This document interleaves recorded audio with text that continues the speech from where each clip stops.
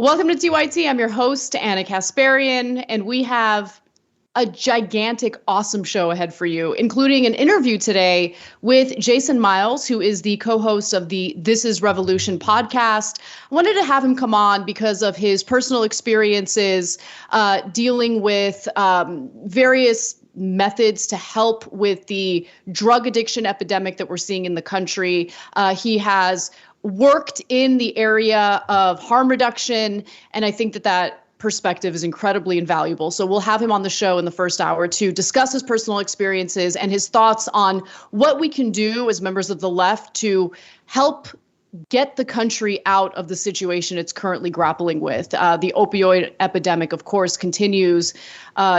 Now we have around 100,000 people dying of drug overdoses per year. So it's an important topic, and I really want to explore it more. We will be doing that in the first hour. Later in the show, we're also going to have John Iadarola join us for a fun second half, and we'll discuss some lighter stories for sure, fun stories. I'm sure John will have some thoughts on what's going on in the world of fantasy content, including House of the Dragons, because that show, I was a little worried it was going to suck, but I watched it and I'm already 3 episodes in. Love it. Couldn't recommend it more. So we'll talk about that and more in the second half of the show.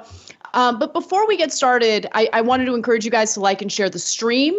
I think it's an easy way to help support the show and support the message. And you should also become a member, because in the members only bonus episode today, my husband, who was a former professional baseball player, will be joining us to talk about the fact that the minor league has now joined the MLB union, which is long overdue. This is really, really good news. And so he's going to come on to talk about his personal experiences in the minor leagues and what it was like, because I don't think a lot of people understand, even in the minor leagues, you don't get paid much, and the conditions aren't so great. And so unionizing will help at least start to address some of those issues. Speaking of labor, by the way, we're going to begin with a story to update you on the rail strike. So let's get right to it. We're not asking for the world here. We're asking for a few days off a month to spend with our family instead of living on a train. We spend 240 to 260 hours a month sitting on these trains or sitting at the hotel rooms away from our families. I love how shocked and surprised conservative hosts are when they hear from workers who are about to strike because they don't have great working conditions, but more importantly, they don't get paid time off. And in this case, they were specifically speaking to a rail worker, and there's good reason for having this discussion. We got to keep in mind that rail workers are planning on striking as soon as Friday of this week. And I'll tell you why in just a moment. But just to break down that video even further, the whole point of that conversation was to bring up the fact that the railroad workers, are not willing to accept what the terms of the latest negotiation with their employers have been.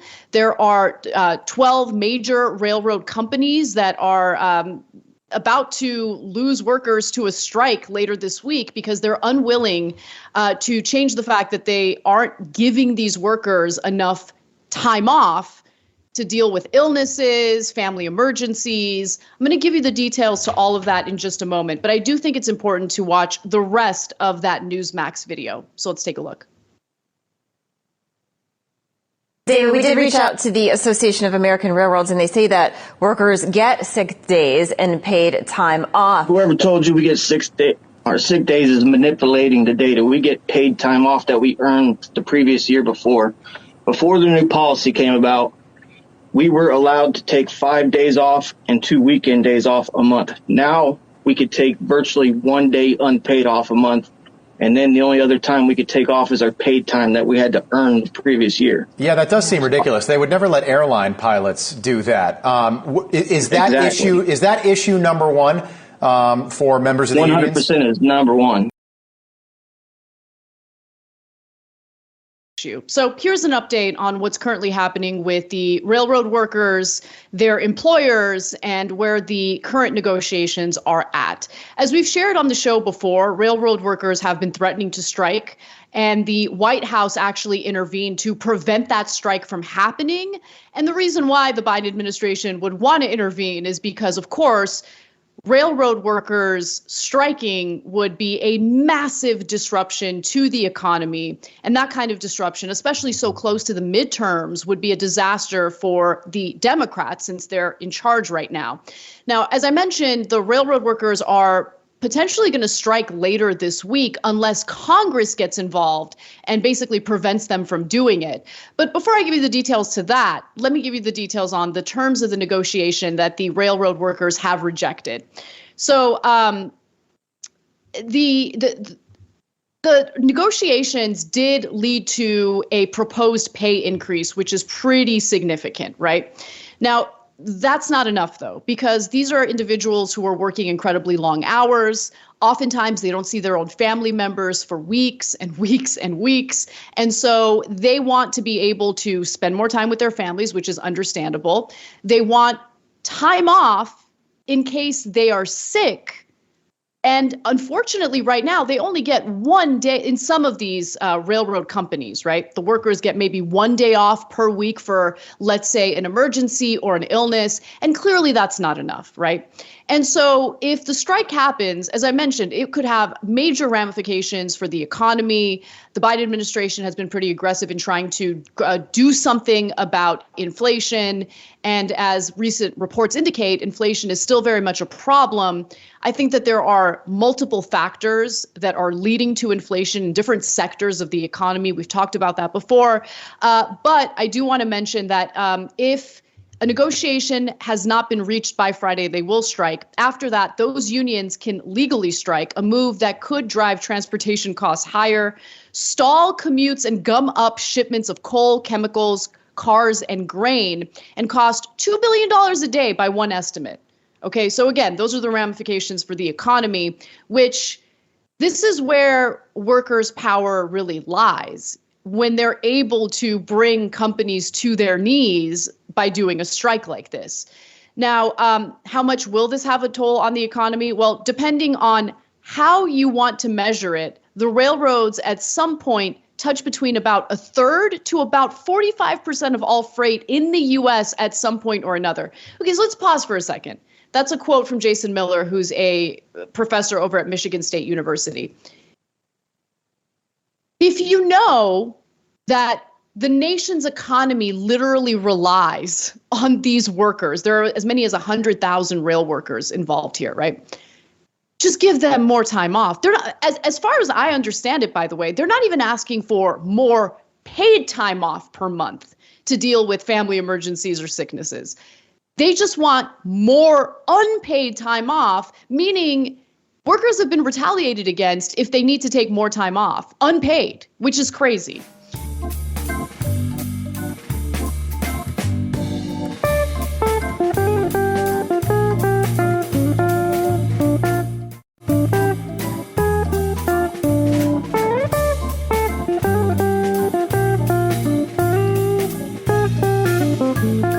Now, the White House has already gotten involved, as I mentioned earlier. The White House is reportedly speaking with ocean shipping, truck, and air freight providers to explore ways to keep goods flowing.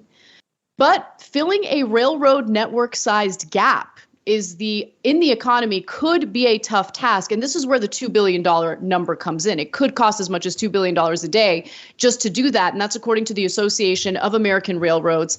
It's an industry group. And while I do think that it will be costly for the economy, you should also be a little dubious of that $2 billion a day number, because this is essentially the industry trying to encourage Congress to step in and essentially prevent the strikers from being able to strike.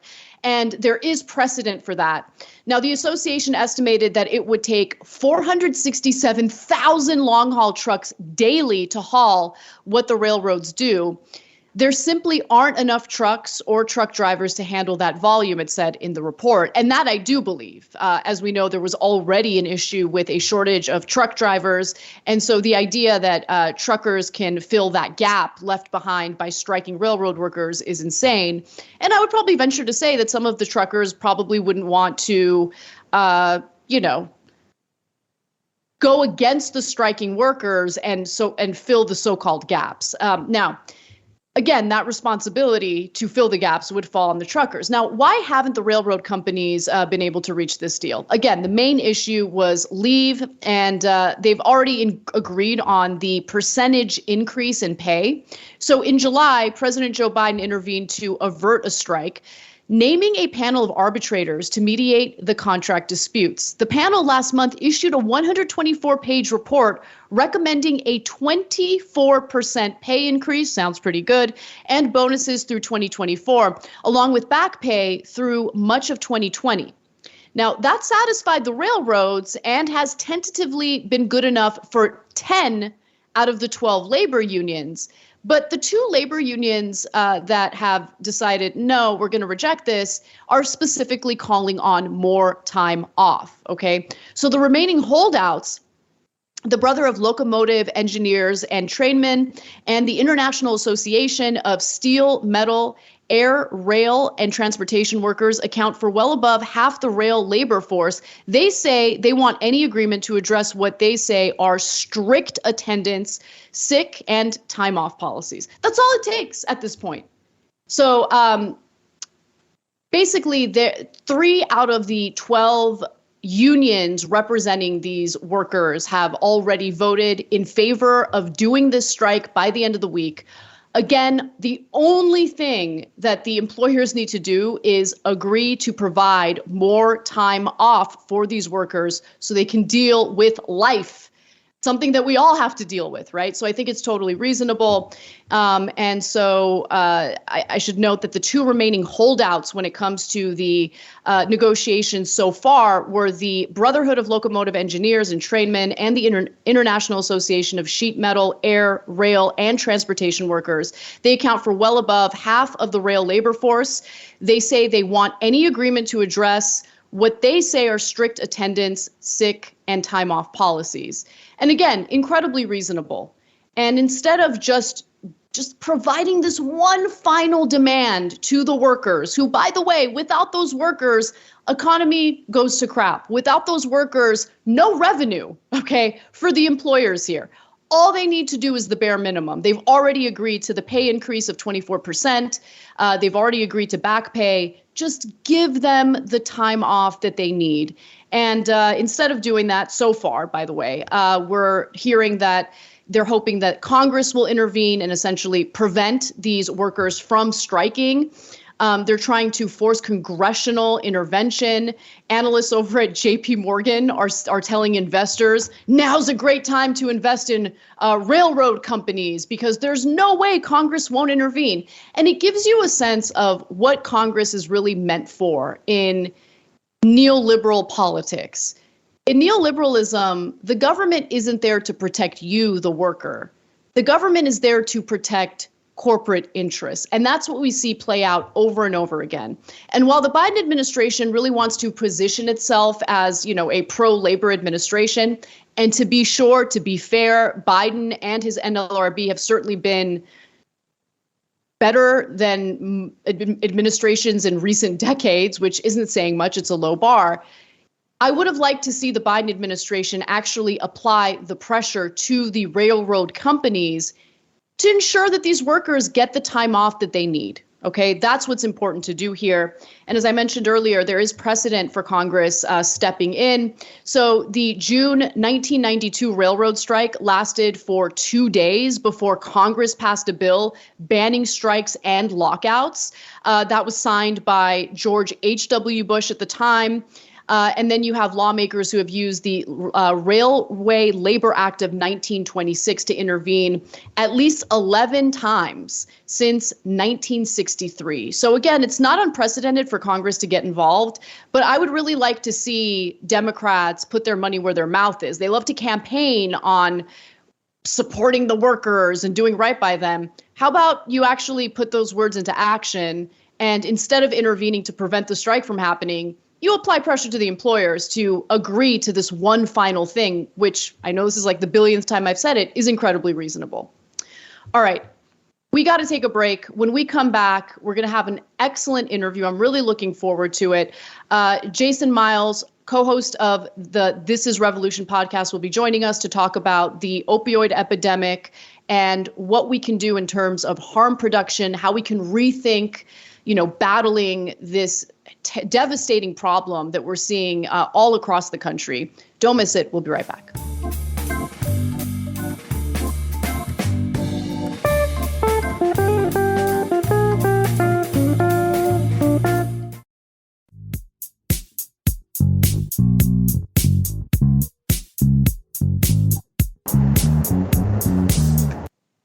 Welcome back to TYT. I'm your host, Anna Kasparian, and we have a fantastic guest and an important conversation up next. Joining us now is the host of the This Is Revolution podcast, Jason Miles. Jason, thank you so much for joining us today. Thank you for having me. This is cool. So, Jason, I've been meaning to talk to you about your experience with safe injection sites, with harm reduction policies, because clearly the way this country has dealt with the opioid epidemic, with people who are addicted to drugs, the fact that we've decided to criminalize them for so long has been so destructive. And we're starting to see a different approach in some parts of the country, California being one of them, where the focus has kind of shifted toward the idea of harm reduction instead of criminalization and prosecution. And you had called into the Majority Report back in February, and you just kind of wanted to share your perspective. I thought what you had to say was really interesting, and I wanted to kind of make space for you to elaborate on your thoughts a little more today. So first, let me just kind of set this up, give the audience some context.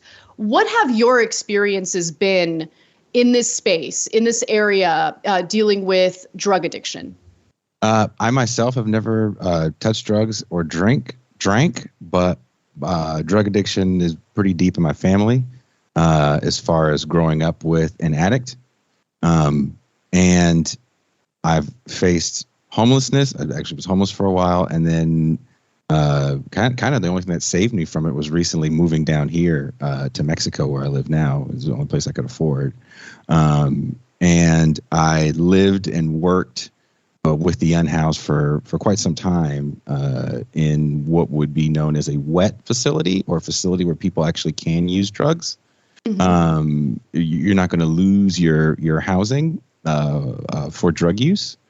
And I had to work hand in hand with the position that I had, actually with a company, an organization called HEPAC. I shouldn't say a company, it's an organization that actually hands out needles. And I think when people think about safe injection sites, or when they think about even wet facilities like the one I was in, it always becomes it's either a I don't want it next to me kind of issue, or that turns into I don't want it at all, sadly, or we need to have more of these things, but silently I don't want it next to me.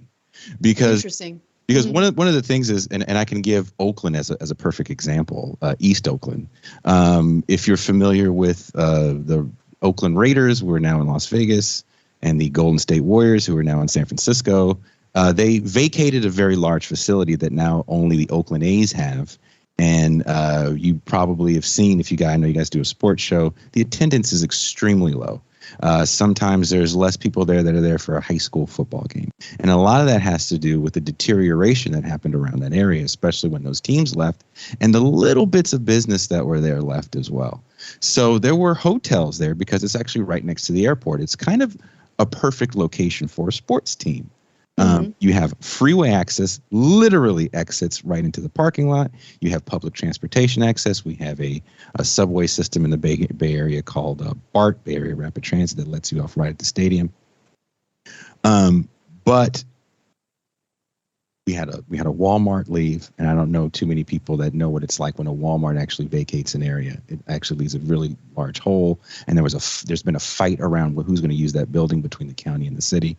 And you create this environment where you have a lot of people that are also losing housing that got ramped up during COVID. So these hotels that were left there, and what I think is kind of a great strategy, first step strategy in handling our homeless problem, is single room occupancy, especially with these or SROs, you might hear people say that. And so we had a lot of emergency facilities that were started up instantly. But some hotels didn't buy in. They just didn't want it. And what then happened around those areas, because you had such a large influx of homeless people, is kind of, and this wasn't part of the plan, of course, you build almost a hell zone in this area because it's an anything goes space. There's drug use, there's prostitution, there's tons of violence, and it's all going to happen in this space. Okay, let me pause you for 1 second. Sure. Because you're touching on something, obviously it's uncomfortable to talk about, right? Because on one hand, you want to house people, you want to get them off the streets. Like, to me, that's the number one priority, because if they're on the streets, it's dangerous. I mean, if you look at the homicides in Los Angeles, for instance, the individuals who are overwhelmingly overrepresented in the homicide statistics are the unhoused. So you want to get them in housing, but there is an issue with some of these public housing solutions, even if it's temporary housing, if they have the very strict rules on drug use, for instance. Well, then you're going to deny people a roof over their heads, and it seems incredibly cruel. But I feel like there's also some downsides of not having any rules, and you're kind of touching on that right now. And it's really hard to hear it. But the thing that people forget about, because I used to be 100% against any rules. It's like, just get people housed. But a woman actually reached out to me who used to be unhoused because she left her abusive husband with her kids. And she didn't want to be in an environment where she and her kids had to deal with some of the things that you're describing right now. So it's a complicated and nuanced issue, but I wanted you to continue. Yeah. Sure. I have a few anecdotes, and I hope we have time for them. I'll try to be brief. Sure. And if we can come back, I can talk more about the idea of accidentally creating a hell zone, because I think none of us want that, right? Right. And one of the things that I tried to do in my position in the facility was reimagine the way we have these facilities. And it's very hard. So first of all, what I wanted to do was make it kind of an oasis. So I called all of the people that I knew from the industries that I've been in and friends that I've met over the years. And also had to get as many people on board working there as well, because you're trying to reimagine how we imagine housing. And what it ends up becoming is warehousing. And I think a lot of people don't want to see it that way, because they want to assume that once you throw someone in a house, they're going to be grateful. So that also flattens the way we see homelessness and the people that are unhoused. And my big issue with that is, if you really want to combat this, you have to accept the fact that not everybody's going to be the perfect homeless person. There's going to be real criminals in here. There's going to be pederasts in here. There's going to be rapists and murderers in there. Actually, by managers of the facility, were literally murderers that had turned their lives around. So you have to understand that the population that you're dealing with isn't all kind of idealistic, right? And it's going to get ugly, some of the things that you're going to see. And I want to give a quick anecdote. There was a woman that came in with her boyfriend, and at some point, the boyfriend became abusive. Now, we don't know about anyone's spousal abuse problems. There is no knocks on doors and asking, how's the relationship going? And a lot of services weren't provided. People came to me all the time and asked for drug treatment service. Like, hey, can we have an AA meeting? And there's certain rules about having AA meetings. And another thing people have to understand is most of these things are run by nonprofits. So the state doesn't want to pay benefits to anybody. So they'll throw some money out to a nonprofit. The nonprofit is going to try to keep everything as lean as possible. So all the programs that we instituted, even down to a school program that was because we had a woman in the facility that was a retired teacher, and all these kids that were in there, and wonderful people donated materials. We were able to have school for kids even during the pandemic. But again, this all comes from trying to reimagine this. And this isn't coming top down. It's not like Gavin Newsom is giving us orders or the mayor's giving us orders or city council's giving us orders. This is people wanting to create a better environment. But back to this situation, I'll try to be brief and tell me to shut up if I'm running out of time.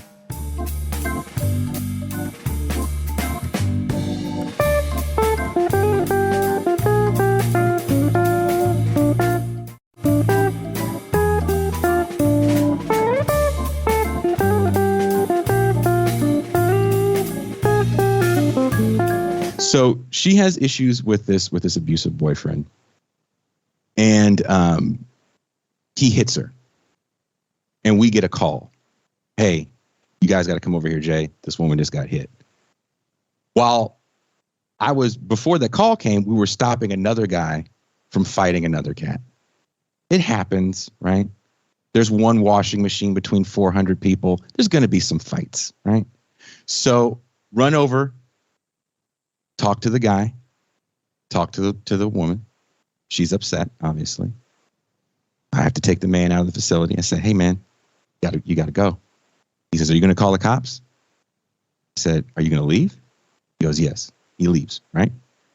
So I go to the young lady, and we talk. She's very upset. I asked her if she wanted to go into a different room for the night. She said, yes, please. And I walk her to another room for the gentleman. He's already out of the facility. And I heard her break down and cry in a way I've never heard anyone break down and cry before. And just thinking about it right now is actually making me a little bit emotional. And so she wanted to go back to her room. She's like, thank you for the night. I was like, you can stay there. No, go back to my room.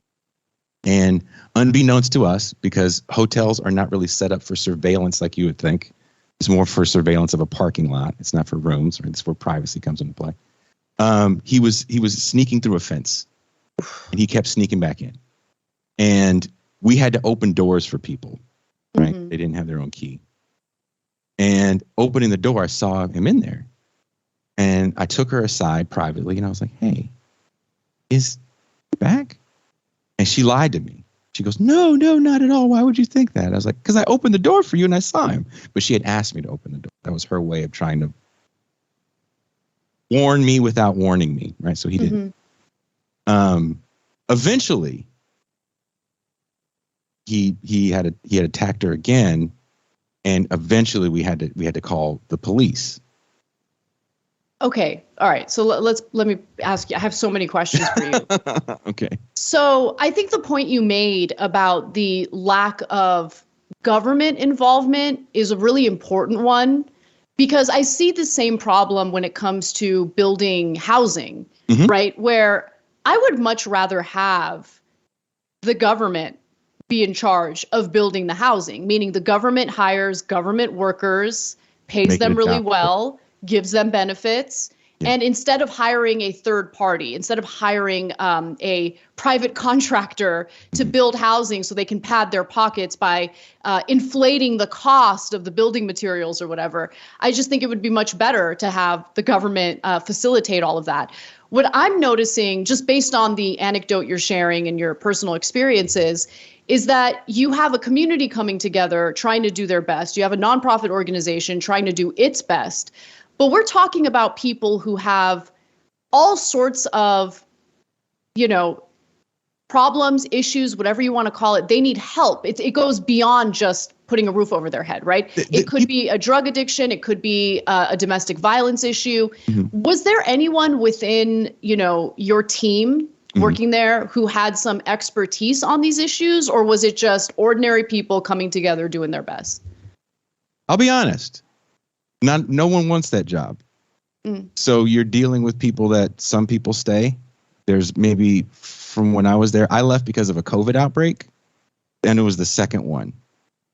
And I had a bit of a blow up, and as you can imagine, trying to reimagine the way that nonprofits usually do things, they don't like that, right? So I was a bit of a thorn in the side, and then I left.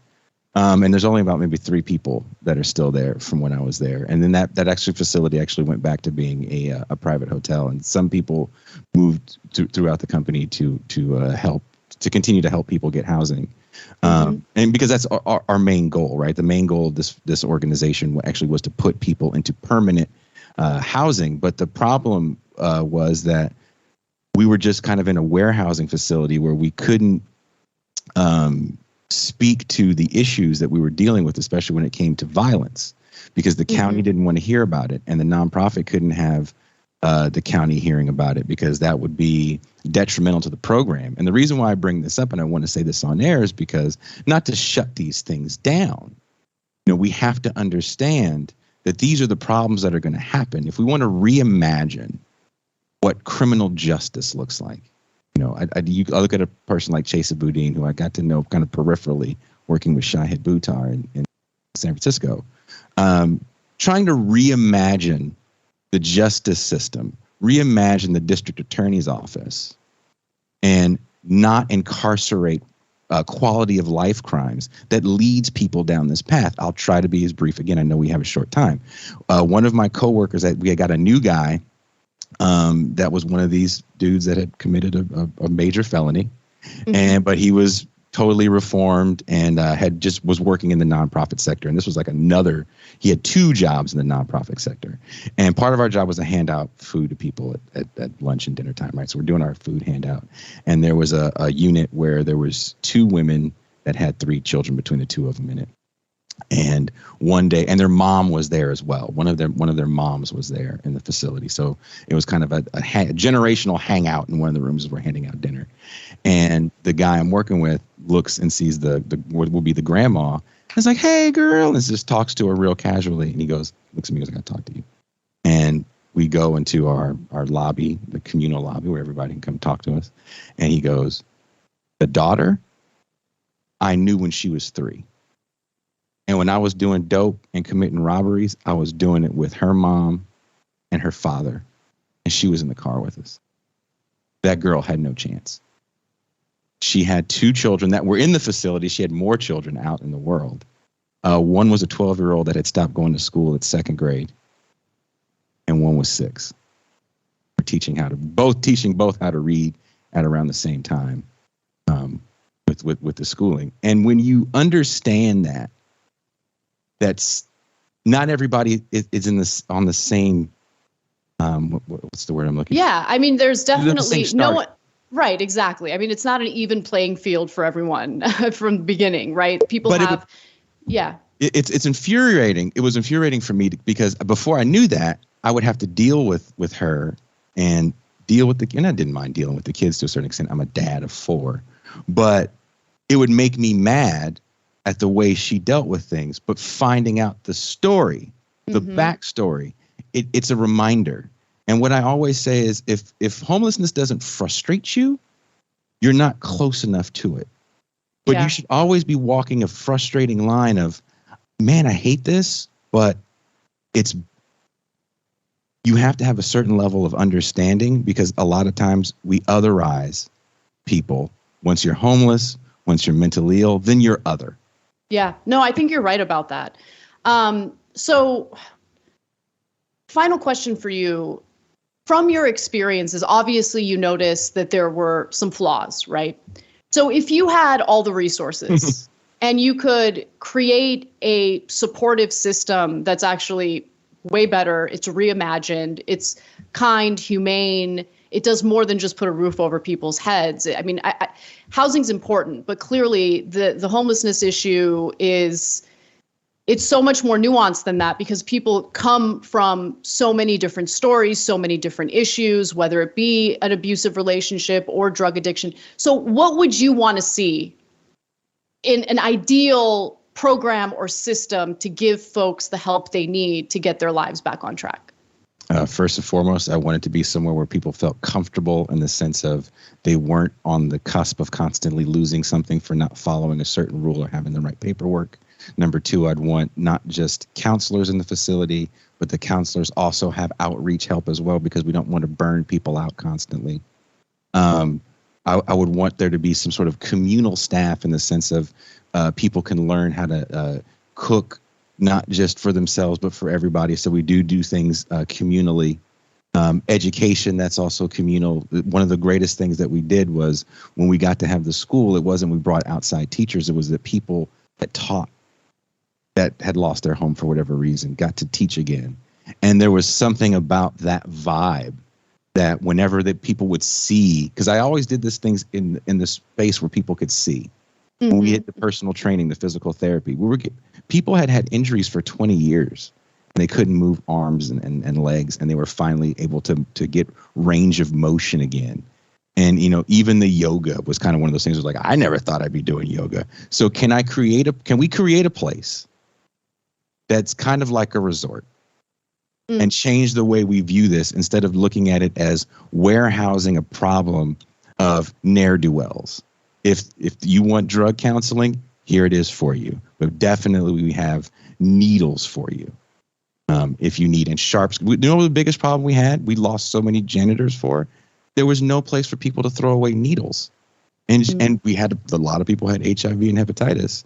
And the maintenance staff was getting needles stuck into their shoes. Man, this country is in such a massive crisis. And, I don't think, first of all, thank you for coming on and sharing your experiences. Because, I think it's really easy for people to otherize and to just want to throw people away or warehouse them. But it doesn't solve the problem, right? It's more than just putting a roof over people's heads. And I think that you raise a lot of interesting issues. In fact, hopefully we can continue the conversation at a later date. In fact, on October 23rd, you and I are going to be doing a live show with Ben Burgess in Los Angeles. So get your tickets if you're interested. If you're in LA or near LA, you should come see the live show. Again, it's on October 23rd, which is on a Sunday. And I could talk about this with you for the entirety of the show, but unfortunately we're out of time. And everyone check out the This Is Revolution podcast. It's hosted by Jason Miles, and it's fantastic. Jason, thank you for being generous with your time and coming on today. Thank you for having me. All right, we're gonna take a brief break, and when we come back, we'll talk about how Democratic members of Congress are skirting the opportunity to pass a ban on trades of individual stocks. I love that story. Don't miss it. We'll be right back.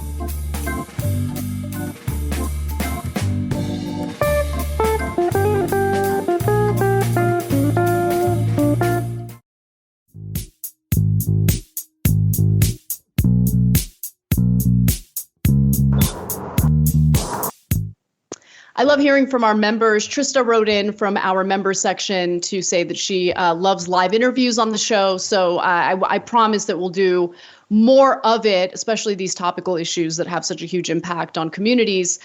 So thank you for that comment. Thank you for being a member. We love and support you guys, and we couldn't do what we do without you. All right, well, let's get to our next story. Nancy Pelosi has had months and months and months to bring this thing to the floor. September 30th, that's when you all go on recess. You got a little over 2 weeks. Is there any chance Speaker Pelosi brings this thing to a vote? You can't blame Republicans on this one. I can't believe I'm saying this, but Stephanie Ruhle is speaking truth.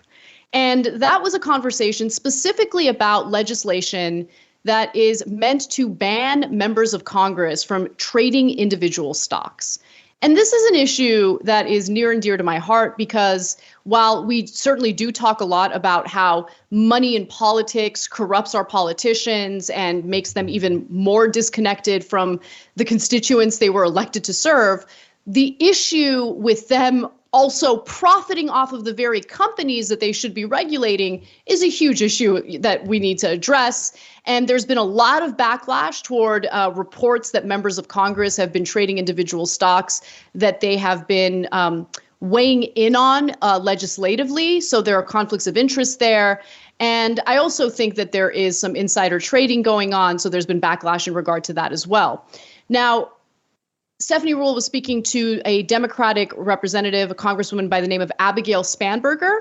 And I think it's important to hear what she has to say in response to the question and statement from Ruhle. Hey, you guys are in charge. You guys going to do something about this? You can't blame Republicans. Here's what Abigail Spanberger had to say. If the speaker wanted to bring it for a vote this week or this month, she certainly could. And so we've seen kind of stall tactics along the way. There was going to be a committee hearing. There was going to be additional legislation introduced. We haven't seen that. The House Administration Committee was going to take action. We haven't seen that. It's very straightforward. There are many industries, many places, many journalists who, in fact, can't buy or sell individual stocks because of the potential conflict of interest, depending upon the subject matter that they cover. Yeah, and let me be clear. It's not a potential conflict of interest. It is a conflict of interest. As a legislator, it is your job to ensure that corporations aren't being abusive to their workers. You're supposed to keep your constituents, the American people, safe from exploitative behaviors from corporations. Like, that's part of the job. And it's really difficult to do that when the reason why these employers, the reason why these companies and corporations are as abusive as they are to their employers is because they're always looking to cut costs associated with labor to do what? Maximize profits. And they maximize the profits for their shareholders. They literally have a fiduciary responsibility to do just that. And so if you have members of Congress invested in individual stocks, they're going to want to protect that profit motive. They're going to want to protect an employer's ability to maximize profits. It is a massive conflict of interest. And let me be clear about something else. Look, I would like to see the House pass legislation that would ban members of Congress, their spouses, and their staffers from trading individual stocks. Now, do I think it's going to happen? No, I don't think it's going to happen. Maybe the House will pass something. There's a Senate version of the bill in the works as we speak. But does anyone really think that there's any possibility that this kind of legislation would pass in the Senate, considering the filibuster? So unless we do something about that legislative filibuster that requires 60 senators to vote in favor of something in order for it to pass, we're never going to get legislation like this through Congress, period. That is the reality of the situation.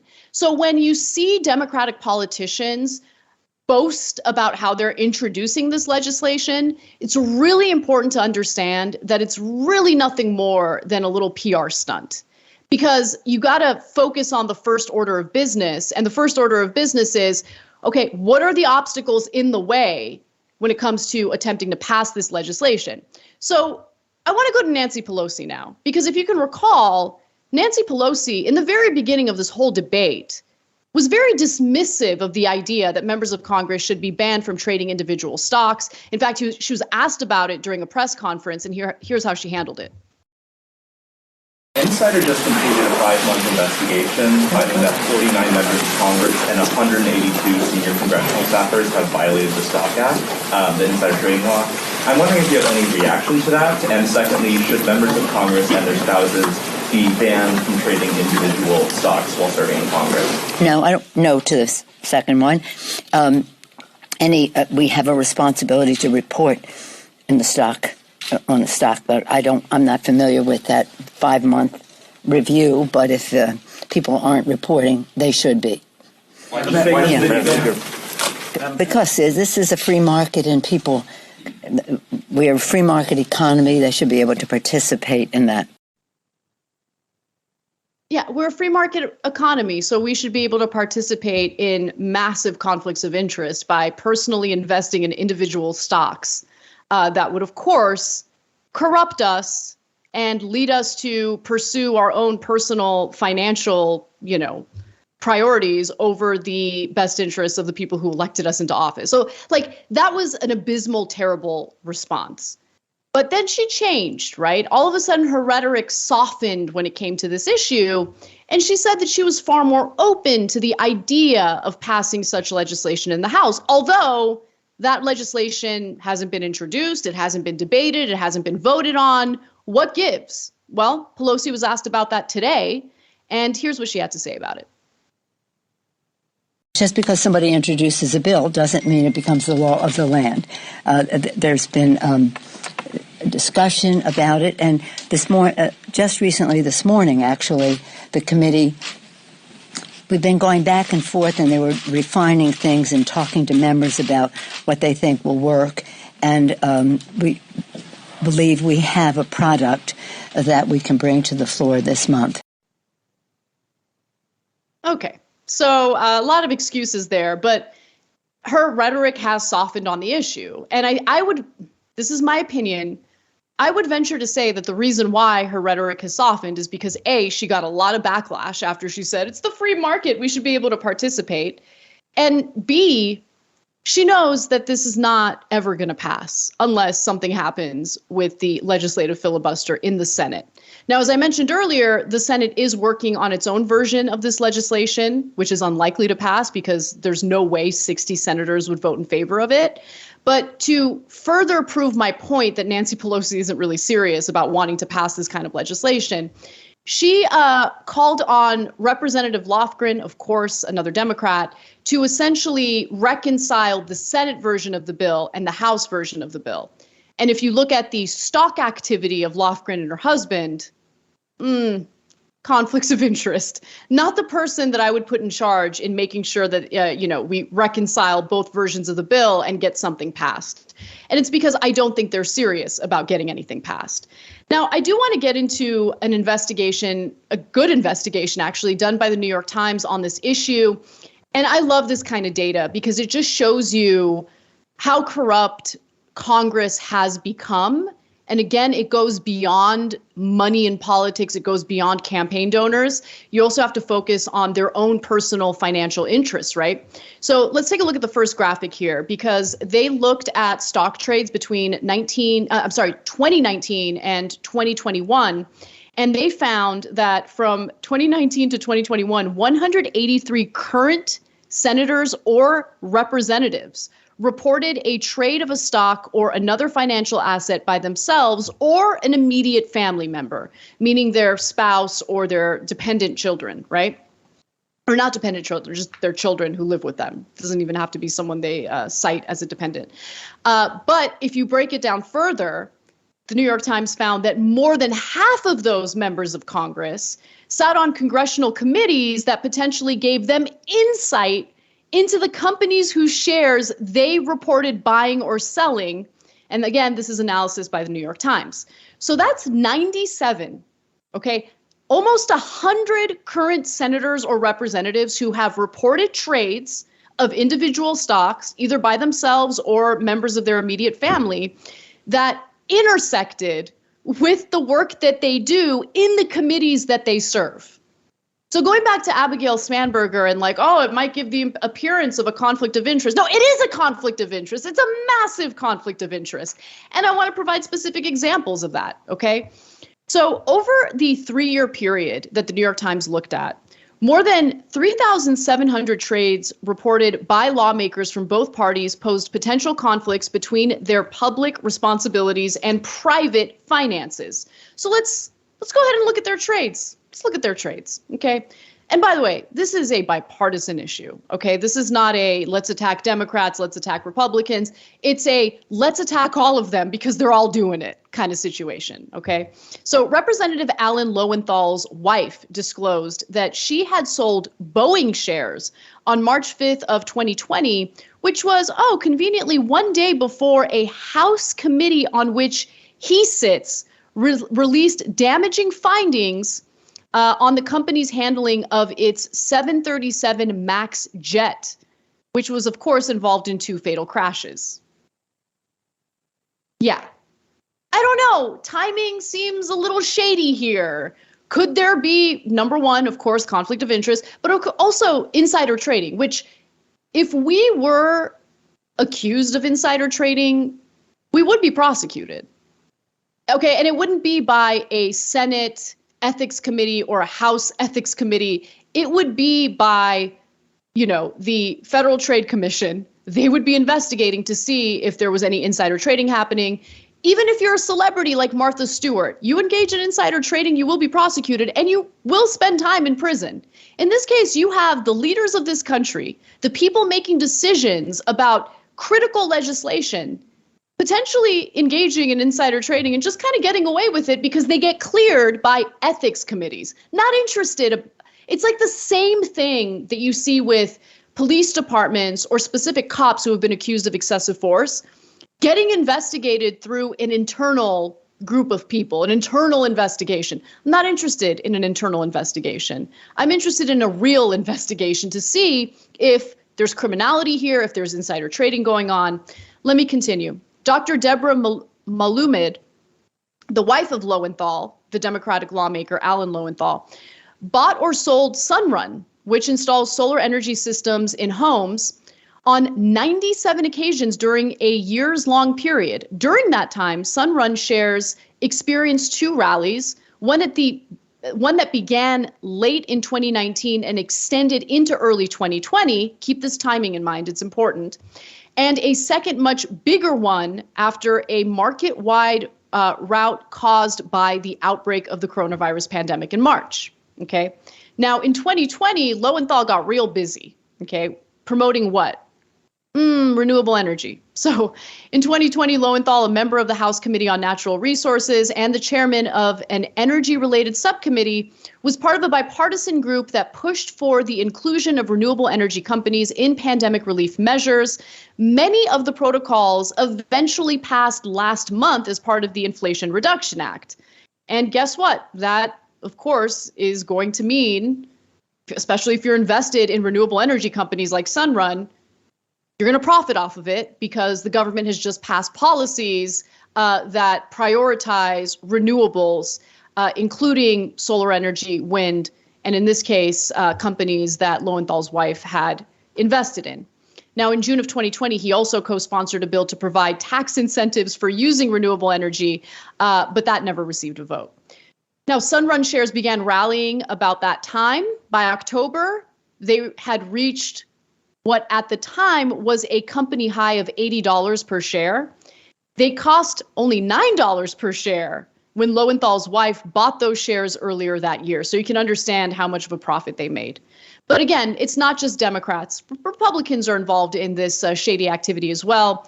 Representative Mike Kelly's wife, Victoria Kelly, bought $15,000 to $50,000 worth of stock in the mining company Cleveland Cliffs, just one day after Representative Kelly's office learned that the Commerce Department would initiate a tariff investigation that might benefit the company.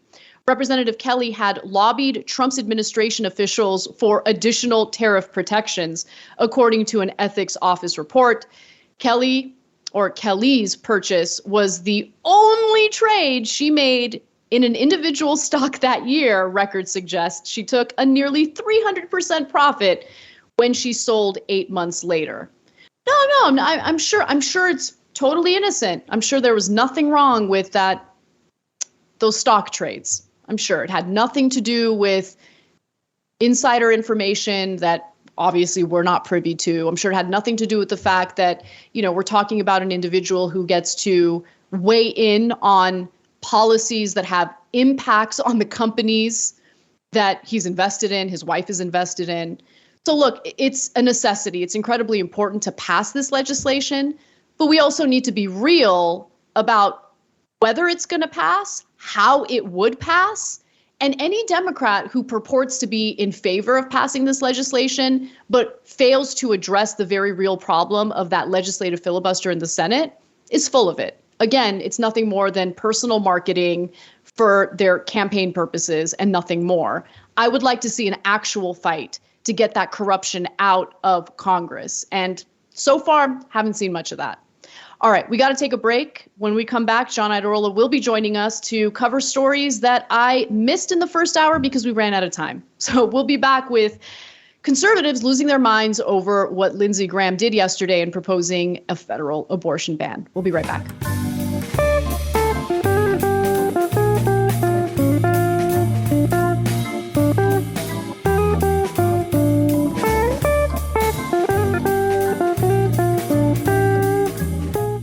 Thanks for listening to the full episode of The Young Turks. Support our work, listen ad-free, access members-only bonus content, and more by subscribing to Apple Podcasts at apple.co/TYT.